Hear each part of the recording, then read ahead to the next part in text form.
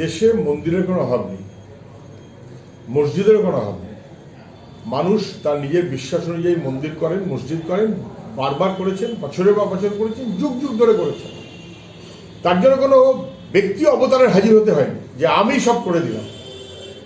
এটা তো কার্যত রামের নামকে ব্যবহার করে মোদিজি নিজেকে অবতার হিসেবে অবতীর্ণ করতে চান। এটা তো সরকারের কাজ নয়। মানুষের ব্যক্তিগত বিশ্বাস, তার জায়গায় ধর্ম, সেই ধর্মকে টেনে এনে রাজনীতির ব্যবসা যদি কেউ ব্যবহার করেন, তাদের ধর্মকে কলুষিত করা হয়, তাকে রাজনীতিকে কলুষিত করা হয়। এবং সেই বিবেচনাতে এখন সরকারের ক্ষমতা চলতে 22 তারিখ সারা দেশে ছুটি ঘোষণা করা হচ্ছে। নেতাজির জন্মদিনে ভারতবর্ষের ছুটি নেই, আমরা বারবার বলেছিলাম, এই সরকারের কাছে বারবার দাবি করেছিলাম নেতাজির জন্মদিনে ছুটি নেই।